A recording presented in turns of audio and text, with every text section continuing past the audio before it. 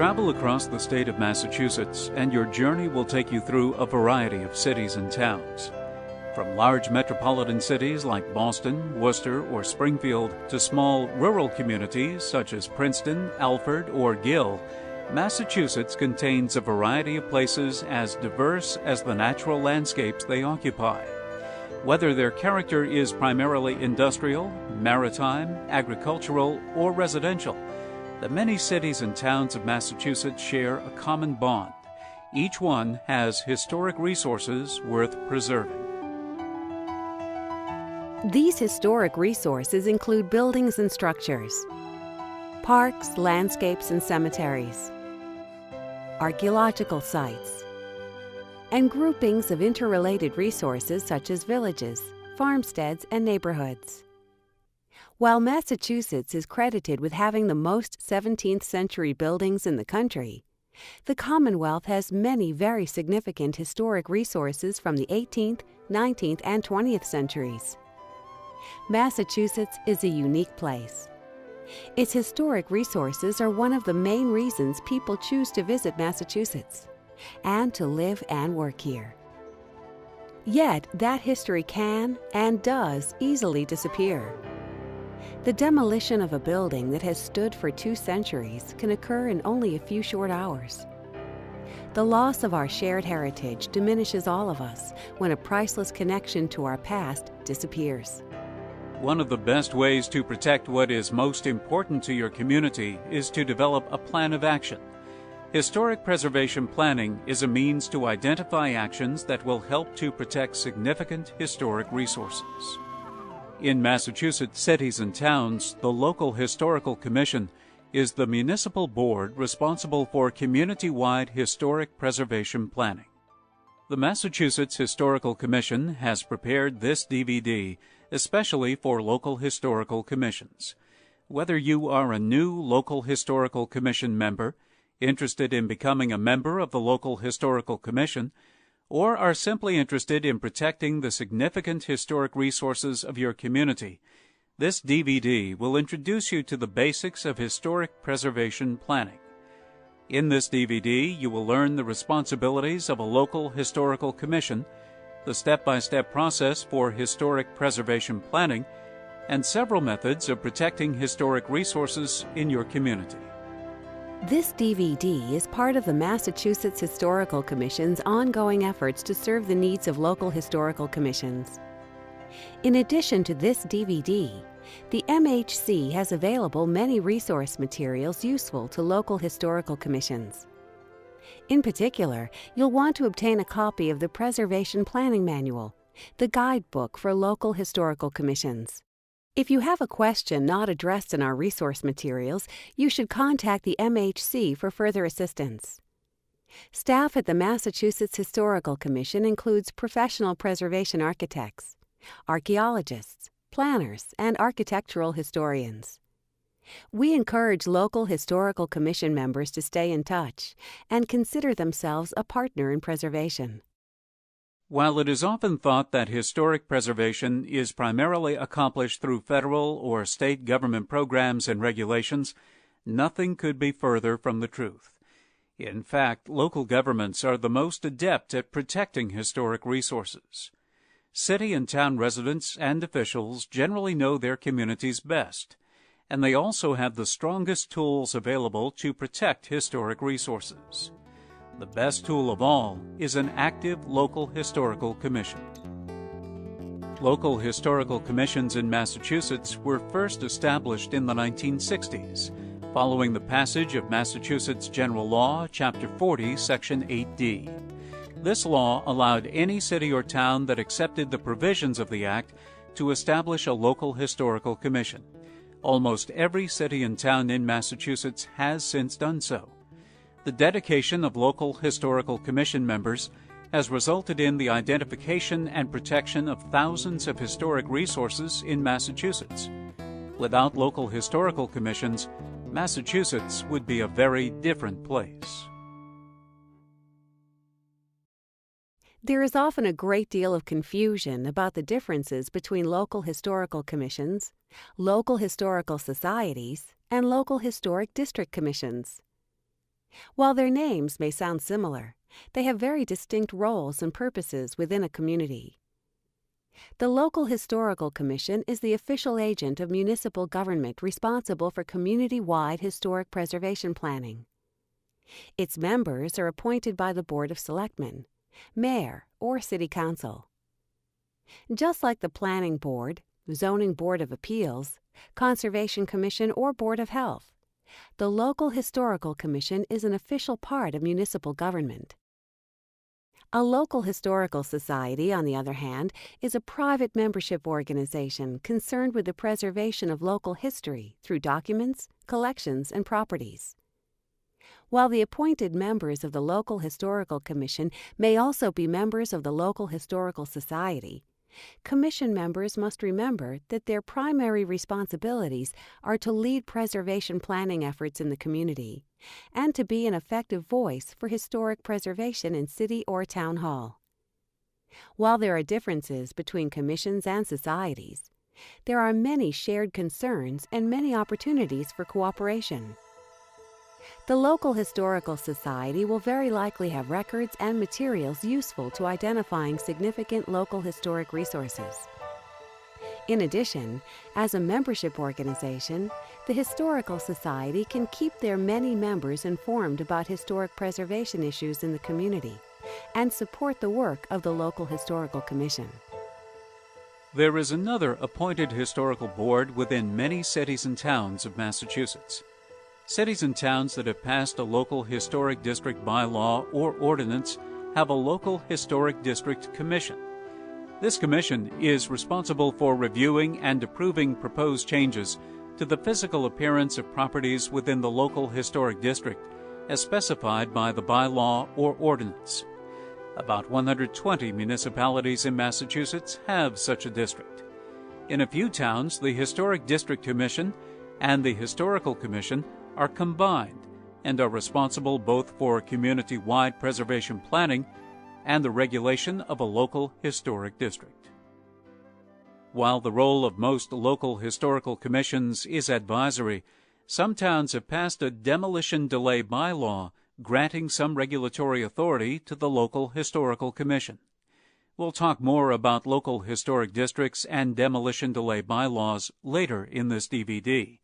But for now, the important thing to remember is this: a local historical commission is part of municipal government and is responsible for community-wide historic preservation planning. Local historical commissions work in cooperation with other municipal agencies, such as the Select Board, City Council, Building Inspector's Office, Planning Board, Zoning Board of Appeals, and Conservation Commission, to ensure that the goals of historic preservation are considered in planning for future development of the community. Members of the Local Historical Commission should have a genuine interest in identifying, preserving, and protecting the historic resources of the community. When possible, commission members should include appointees who have professional credentials in the fields of historic preservation, architecture, history, architectural history, planning, or archaeology. But more importantly, members must be willing to contribute the time necessary to provide for the effective operation of the Commission. As a city or town appointed board, the Local Historical Commission should lead historic preservation planning efforts in the community. Historic preservation planning includes 3 primary activities. 1. Identification. 2. Evaluation. 3. Protection. The identification of local historic resources should be an ongoing activity for every local historical commission. Without accurate information on the types and locations of the historic resources present in the community, no effective planning, public education, advocacy, or protection can take place. Think of an inventory of your community's historic resources as similar to the inventory of your valued household possessions that you might undertake for insurance purposes. As part of this process, you would describe and photograph your valued assets, and you would keep this documentation in a safe place for future consultation if needed.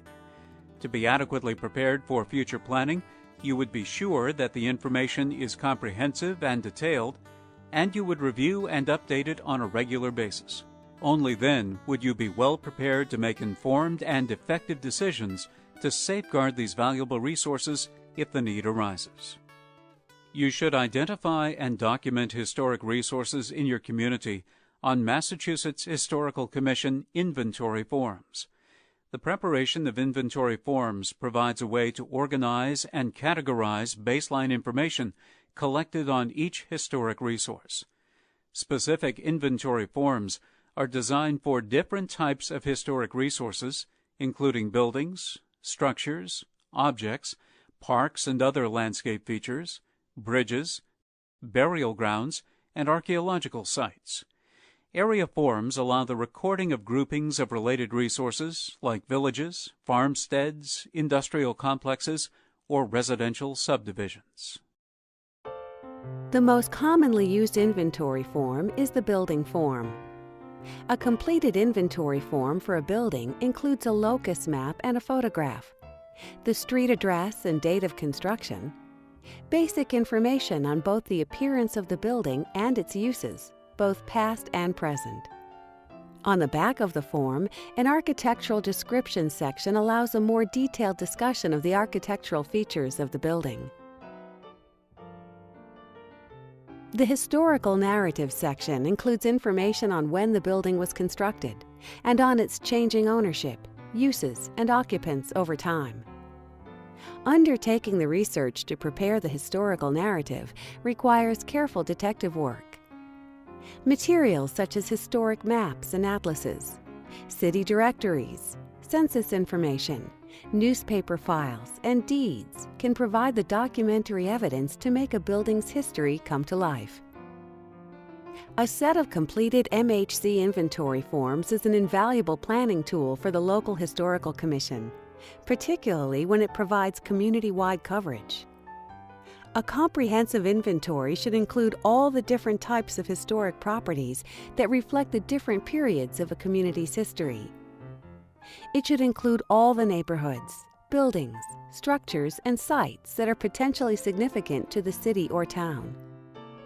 A comprehensive inventory will provide the basis for what is often the next step in the preservation planning process, evaluating properties for their eligibility for listing on the National Register of Historic Places. With a comprehensive inventory prepared, determining which resources are significant can be a clear and concise task. An original copy of every fully completed inventory form should be on file both locally and at the Massachusetts Historical Commission's office in Boston. The Commission has inventory information on file for over 200,000 properties across the state. This statewide inventory is officially called the Inventory of the Historic and Archaeological Assets of the Commonwealth. The collection includes inventory forms prepared and submitted by local historical commission members, professional preservation consultants, federal and state agencies, private organizations, and individuals. Once accepted into the Commission's files, these forms help to support the programs, activities, and actions that the Commission pursues as the State Historic Preservation Office. Original inventory forms at the local level should always be kept in a safe and secure place in your city or town hall or other municipal office. If your city or town has a planning department, this is often an excellent location for these documents. Many local historical commissions have made a copy of their inventory forms for the reference section of the public library. That way, homeowners, researchers, and students can all have easy access to the forms while the originals are safely stored. Some communities have scanned their inventory forms and made them available online. Project planners and the staff of Massachusetts Historical Commission use inventory forms in assessing the potential effects that certain projects may have on historic resources, as required by both federal and state laws.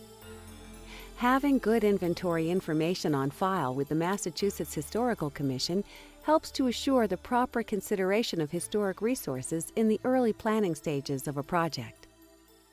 Local historical commissions use inventory forms to educate the public, to advocate for particular properties, to administer demolition delay bylaws, and to plan for how best to protect the significant historic resources in their communities. Other municipal agencies and organizations, such as open space committees, master plan committees, and planning and zoning boards, also often consult these inventory forms in their planning efforts. The extent of documentation of historic resources on MHC inventory forms varies widely from town to town in Massachusetts. While some towns have completed thorough documentation, other towns have only documented a handful of resources on inventory forms. Many towns are somewhere in the middle. Local commissions in all towns should review and update their inventory on a regular basis. Many volunteer local historical commissions have found it difficult to complete a comprehensive community-wide inventory. Preparing the inventory forms can seem like an overwhelming task. Where do we begin? How will we have time to prepare these inventory forms? How will we gain the expertise to prepare inventory forms? Local commissions should consider preparing a survey plan as a first step. A survey plan will help you to identify the location and types of properties that should be included in your inventory and to understand what sort of new or additional inventory form documentation should be prepared. The plan will allow you to set priorities among your inventory needs and should include an action plan. Several towns in Massachusetts have already prepared survey plans, and a sample can be obtained from the Massachusetts Historical Commission. To assist local historical commissions and others in undertaking survey projects and completing inventory forms, the MHC has prepared the Historic Properties Survey Manual, which sets out current standards, guidelines, and procedures. This publication is available free of charge from the MHC. The staff of the MHC is also available to assist local commissions with questions related to maintaining and updating their inventories. Even with some assistance, many volunteer commissions feel that they do not have the expertise or time needed to conduct research or correctly describe historic properties. As a result, many commissions rely on an experienced preservation consultant to help them in compiling their inventory documentation. A qualified and experienced consultant, hired by the municipality, can assist the commission by preparing the inventory forms on its behalf. Funding for a consultant can come from the city or town budget, or in combination with local fundraising or outside grants. Many towns that have adopted the Community Preservation Act have used CPA funds to support inventory work. If you are unsure of the status of your local inventory, check with members of your local historical commission or contact the Massachusetts Historical Commission. The Massachusetts Historical Commission can send you a street address list of properties, as well as areas on file with the Massachusetts Historical Commission, or you can view a listing from our website. You can then compare this list to inventory forms you have on file locally. You may find that the Massachusetts Historical Commission has additional properties or areas on its listing for which you do not have inventory forms. If so, you can contact the Massachusetts Historical Commission to determine the best method of obtaining information on these properties for your files. If you find that you have completed inventory forms that the Massachusetts Historical Commission does not appear to have, please contact the MHC to check on how best to convey this information for inclusion in the statewide inventory. In reviewing the Street Address Index for your community, you may realize that there are historic resources in your community that have not yet been documented on MHC inventory forms. These may be where your inventory planning efforts as a commission should begin. Local commissions should realize that completing an inventory form for a property and submitting it to the Massachusetts Historical Commission does not place a property on the state or national registers of historic places and does not in itself place any protections on the property. Inventory forms are intended simply to identify, describe, and document the historic resources of a community. In an ideal world, local commissions would complete their historic resources inventories before they attempted to evaluate the significance of particular properties and before they initiated efforts to protect them. However, this is rarely possible. Therefore, it is important to remember that even though historic preservation planning is a step-by-step process, it may be necessary to develop tools to protect significant properties well before all historic resources are identified. So let's move on to the next step of historic preservation planning, the evaluation of historic resources. The second step in community-wide historic preservation planning is the evaluation of historic resources. The idea is that once you have identified your community's historic resources, you can then see the bigger picture and see what is most significant. A comprehensive inventory provides the context for making solid, justifiable evaluation decisions. The determination of significance is best done using the criteria of the National Register of Historic Places. The National Register criteria recognize the properties that may be important only for their contribution to a single community's history are just as worthy of preservation as those we all recognize as national landmarks. The criteria most definitely encourage the preservation of locally significant properties. In order to be eligible for listing in the National Register, properties must be significant. Historic properties can be significant because of their association with events or with aspects of history, local history, state history, or national history. Historic properties can be associated with important people. They can also be significant because of their architecture or design, or because they hold information potential. In order to be eligible for the National Register, historic properties must be significant.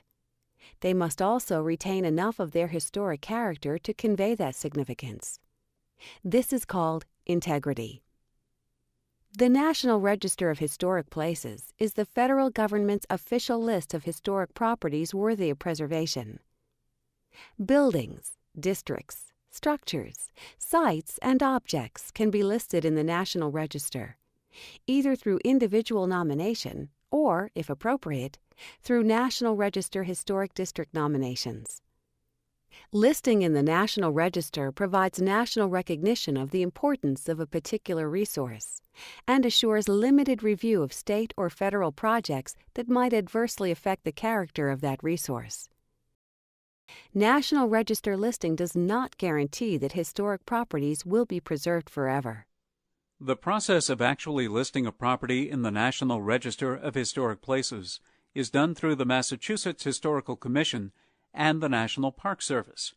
It is generally MHC's policy to work with the community on a National Register listing only after there is a comprehensive survey in place. To initiate the National Register process, local commissions should contact the MHC staff to request an evaluation of the property's eligibility for the register. The local commission's cover letter to MHC should state why they feel the property is eligible and why they wish to see it listed.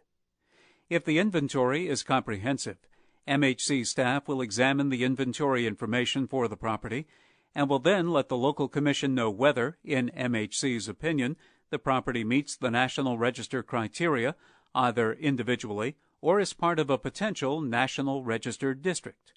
If the opinion is yes, then a nomination can be prepared either by the local commission or by a professional preservation consultant if the local commission chooses to hire one. Professional preservation consultants complete most National Register nominations in Massachusetts.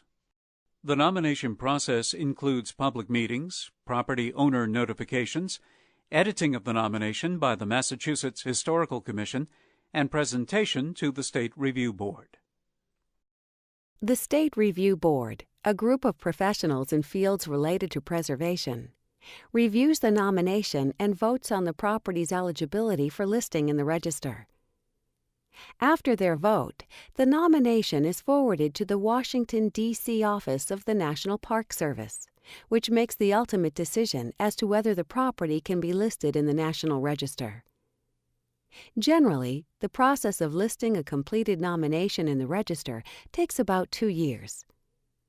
Local commissions should be aware that the process of listing is a long one, and that as a planning tool, the National Register requires substantial lead time to implement. The Massachusetts Historical Commission encourages local communities to use the National Register criteria for decision-making about what properties are significant. By evaluating properties against the National Register criteria, local commissions can make consistent decisions and more easily justify those decisions to others. One of the National Register's best uses is as an educational and informational tool. National Register listings provide a valuable opportunity for local commissions to generate positive publicity for preservation and for the listed property, and to educate the general public about community history. The National Register documentation can form the basis for walking tours and local history programs for school-age programs and adults alike. Whenever National Register listings occur, commissions can take advantage of the event with special publicity and programs announcing the listing to the community at large. Newspaper articles, recognition ceremonies, and exhibits at the local library or town hall are also programs for commissions to consider. In Massachusetts, significant historic properties and sites may also be listed in the State Register of Historic Places. The State Register is an easy-to-use master list of properties designated under several specific local, state, and federal statutes. Properties designated through these statutes are automatically included in the State Register of Historic Places. Many people are surprised to learn that there is no direct means of listing a property solely on the State Register of Historic Places.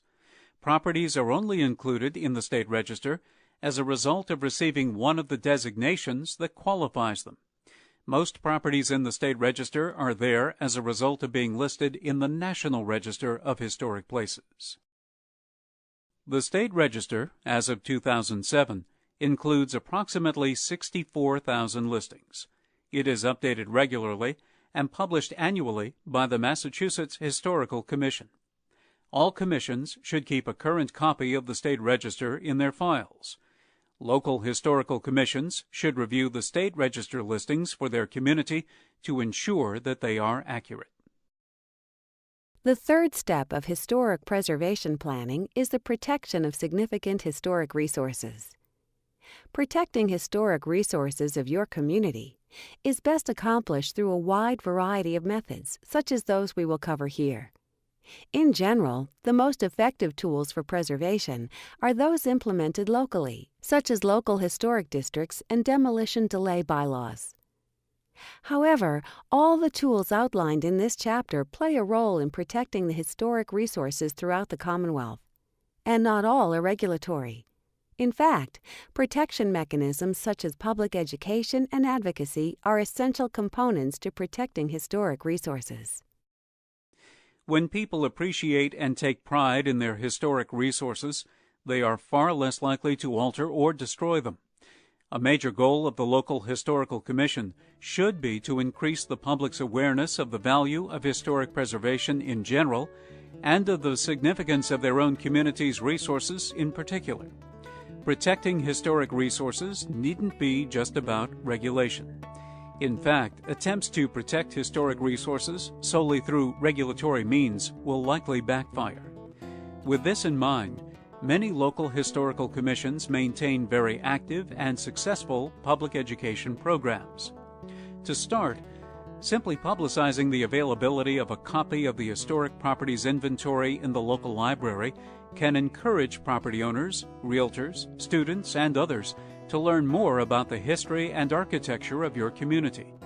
Walking tour brochures, newspaper articles, homeowner handbooks, lectures, school programs, house plaques, workshops, and Research Your Old Home Days are just some of the kinds of activities that can also help to educate, inform, and engage the public. The Massachusetts Historical Commission must review the potential impacts to historic and archaeological properties that require funding, licenses, or permits from any state or federal governmental agencies.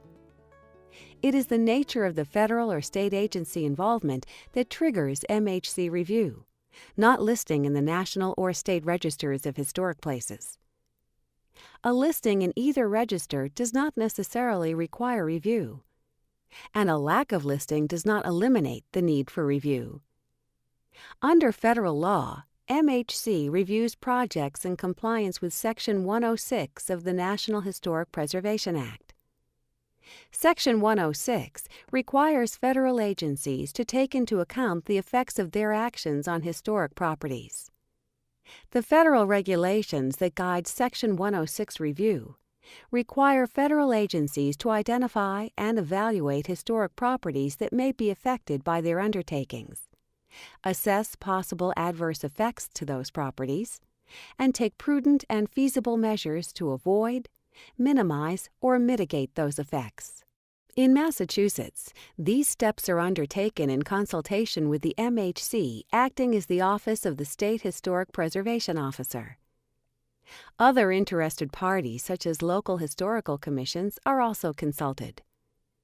A few of the more common federal agencies and actions subject to 106 review include small cities and community development block grants, Federal Highway Administration funded road, bridge, and enhancement projects, Army Corps of Engineer permits, and Federal Communication Commission licenses.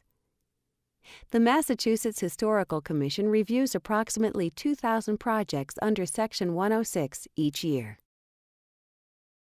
At the state level, MHC reviews state agency projects in compliance with Massachusetts General Laws, Chapter 9, Sections 26 to 27C.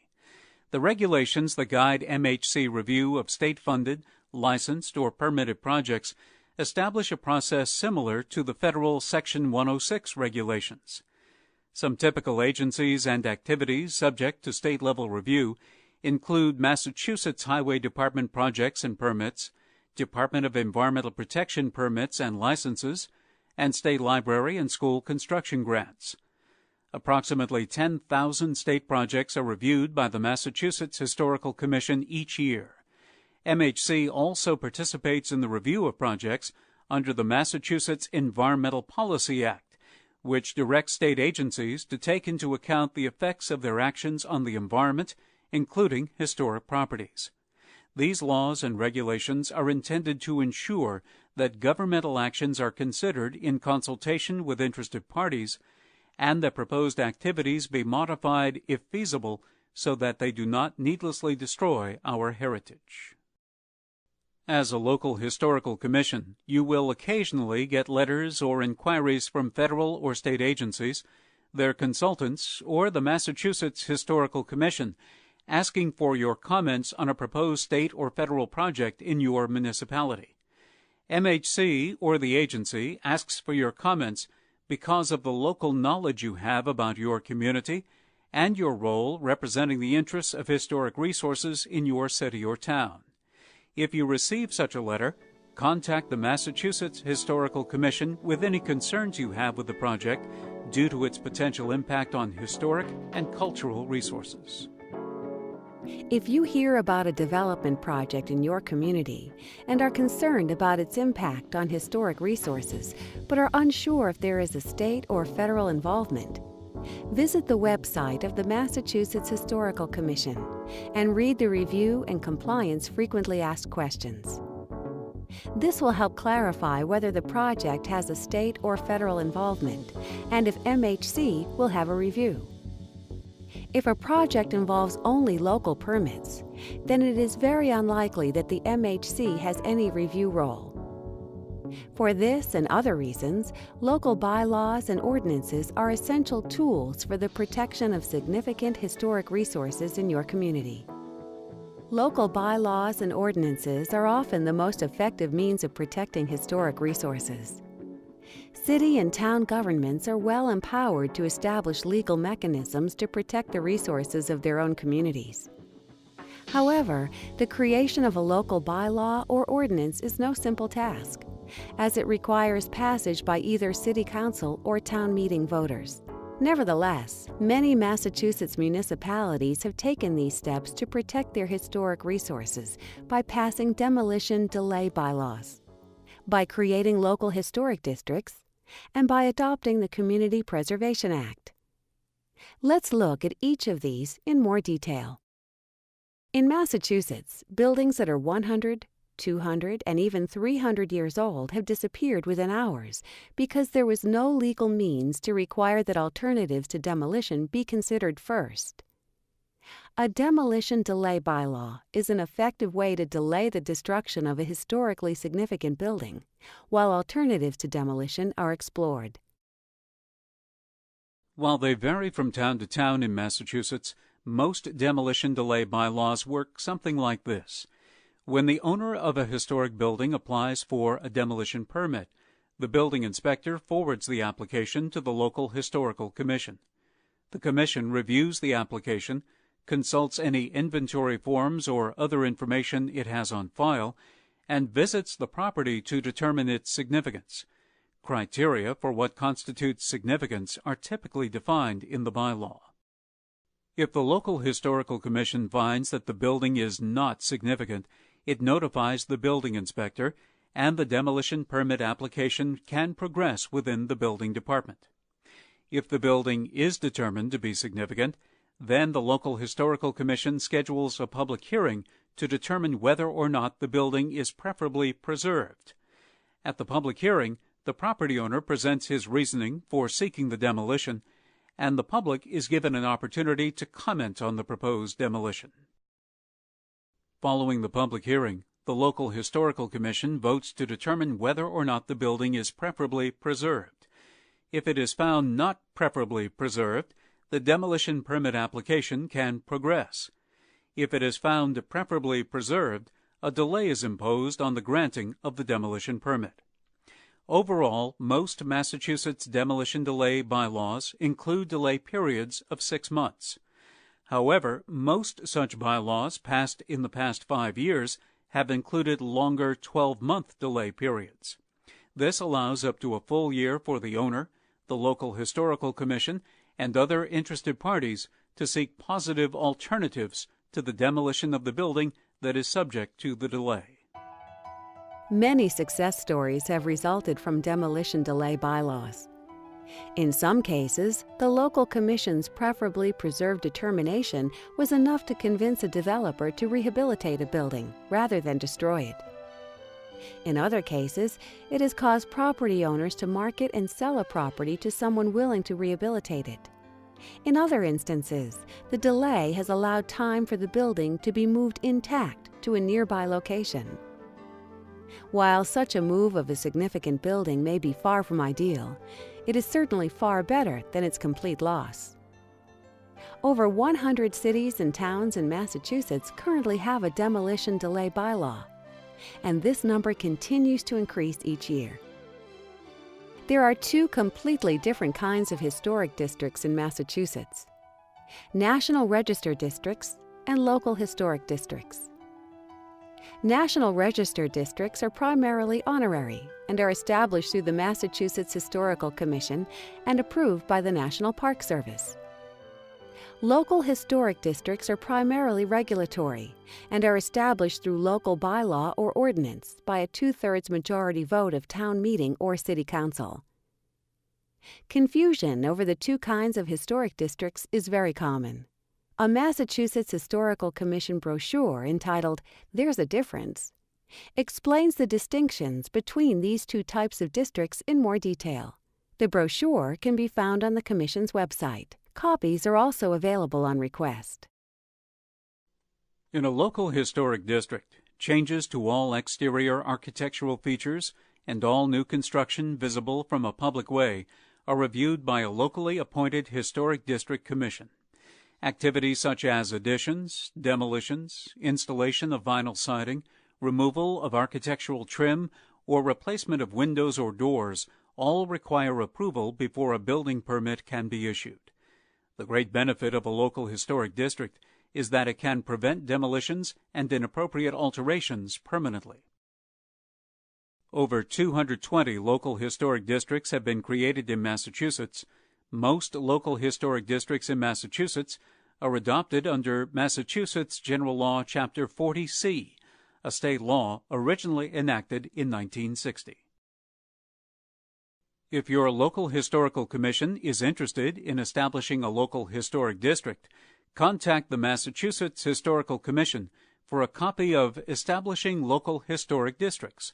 This guidebook will provide you with detailed step-by-step instructions, sample documents, and a flow chart. Over 100 cities and towns in Massachusetts have now passed the Community Preservation Act. Under this state-enabling legislation, cities and towns have a local and state funding mechanism that can be used for acquisition and preservation of open space, creation and support of affordable housing, and the acquisition and preservation of historic buildings and landscapes. So far, over $20 million has been appropriated for historic preservation projects, such as roof repair on the Job Lane House in Bedford, restoration projects on the Custom House in Newburyport, acquisition of farmland in Boxford, burial ground restoration in Newton, and town hall rehabilitation in Holliston. Some towns with CPA have utilized the funds to professionally document hundreds of historic resources on MHC inventory forms. In towns that have passed the Community Preservation Act, the local historical commission played an active role in advocating for how the act would benefit local historic preservation projects. Then, when the CPA is established, the local historical commission is again actively involved, as a member of the commission sits on the local Community Preservation Committee. There are many other preservation-related local bylaws and ordinances in use by cities and towns throughout Massachusetts. For more information on local bylaws and ordinances, contact the Massachusetts Historical Commission for a copy of Preservation Through Bylaws and Ordinances. Now, let's take a look at some of the other protection, incentive, and assistance tools available besides local ordinances. Owners of National Register, listed or eligible buildings that are income producing can qualify for a 20% federal investment tax credit of the cost of a substantial, certified rehabilitation of their historic property. This federal tax incentive program has encouraged private investment and rehabilitation of historic properties throughout Massachusetts by helping to pay for the unique costs associated with the rehabilitation and reuse of historic buildings. Under the Massachusetts Historic Rehabilitation Tax Credit established in 2003, certified rehabilitation projects on income-producing historic properties are also eligible to receive up to 20% of the rehabilitation costs in state tax credits. A very effective method of protecting historically significant resources in the long term is through a preservation restriction. A preservation restriction can regulate alterations to building exteriors or even building interiors, changes in use, encroaching on a significant landscape, or investigating an archaeological site. With a preservation restriction, the property owner voluntarily agrees to the restriction. The restriction is then recorded at the Registry of Deeds and runs with the land. Current and future owners are subject to the terms of the restriction, which may be a number of years or in perpetuity. All preservation restrictions in Massachusetts are governed by Massachusetts General Law, Chapter 184. This is the same state law for protecting agricultural land through agricultural preservation restrictions and open space through conservation restrictions. Under Chapter 184, the Massachusetts Historical Commission must approve all preservation restrictions, and for those held by a charitable corporation or trust, the municipality in which the property is located must also approve the restriction. There are hundreds of preservation restrictions recorded in Massachusetts. Most preservation restrictions in Massachusetts are the result of receiving a local, state, or federal grant for restoration or rehabilitation work. As a condition of receiving the grant, a preservation restriction is required. The language of the restrictions are always specific to the significant historic resources present on the site. If you are considering a preservation restriction in your community, it is highly advisable to discuss with the Massachusetts Historical Commission the detail of your plans. You may have seen these red signs in your travels. If so, it is because the historic property is receiving a grant through the Massachusetts Historical Commission. The Massachusetts Preservation Project Fund is a state-funded matching grant program. It is available for the preservation of properties, landscapes, and sites listed on the State Register of Historic Places. Examples of eligible projects include stabilization, protection, rehabilitation, restoration, and acquisition. Applicants are limited to municipalities or nonprofit organizations. MPPF funds have been used for rehabilitating libraries, town halls, fire stations, statues, museums, and churches, as well as many other projects. In exchange for receiving Massachusetts Preservation Project funds, the municipality or nonprofit organization voluntarily agrees to place a preservation restriction onto the property, assuring the protection of the property into the future. Funding through the Massachusetts Preservation Project Fund is highly competitive, and funding rounds are not always available.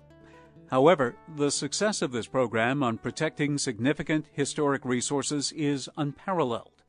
The Massachusetts Preservation Project Fund can be credited with reversing the decline of many significant historic resources. If you are interested in learning more about the status of the Massachusetts Preservation Projects Fund, contact the grants staff at the Massachusetts Historical Commission. To be effective, local historical commissions must be active participants in their local government. Unlike a historical society, a historical commission is part of municipal government and should see themselves as integral to local government activities, policies, and yes, politics. Effective local historical commissions work frequently with select boards, city councils, building inspectors, planning boards, zoning boards of appeals, historic district commissions, community development offices, and conservation commissions, and any other board or department that is apt to have an influence on the physical character of the community. Local historical commissions should be aware of what is on the agenda of other boards and commissions, and what actions they are taking that might affect historic and cultural resources in the community. It is recommended that the local historical commission is included on the mailing list of the Planning Board, Zoning Board of Appeals, Conservation Commission, and other applicable boards, so that their agendas will be sent to the local historical commission regularly. That way, if an important project is on another board's agenda, a member of the local historical commission can attend that meeting. Likewise, the agenda of the local historical commission meetings should be sent to all the boards so that they know what the local historical commission is working on. One of the best ways for local historical commissions to participate in municipal decision-making is by providing other boards with background information on the historical, archaeological, or architectural significance of areas, buildings, or sites under discussion by those boards. This is one of the most immediately obvious and beneficial public uses of the inventory. Many local historical commissions regularly supply municipal boards with such information. Through these efforts, the inventory becomes an integral part of community planning. There are countless ways that a local historical commission can help to protect the historic resources in the community. It may be hard to know where to begin and what is most important to get done. Especially as a group of volunteers, your time is limited. The first thing to remember is that you can't do it all. You really will need to prioritize projects and figure out what is most critical or effective. Having a plan, a preservation plan, can greatly assist you and your commission in feeling productive, staying on track, and most importantly, not getting overwhelmed. A preservation plan can take many different forms. Some commissions have hired a consultant to prepare a detailed municipal preservation plan. Other commissions simply prepare their own plan of action for the coming year. Whatever you decide, it is important for all commissions to spend the time to prepare some goals and a plan of action. Without a plan, your commission may struggle and remain unfocused. But with a plan, the local historical commission can focus efforts where they are most needed. As you can see, protecting the historic resources of Massachusetts is dependent on the committed efforts of local historical commissions in all of the cities and towns of the Commonwealth. There are no easy solutions. Community-wide historic preservation planning involves many people, includes many steps, and takes years of effort. Appreciating the small successes in your labors can make a big difference. As time goes on, your efforts will help to make sure that the irreplaceable historic resources of your city or town will remain a visible part of the community for generations to come.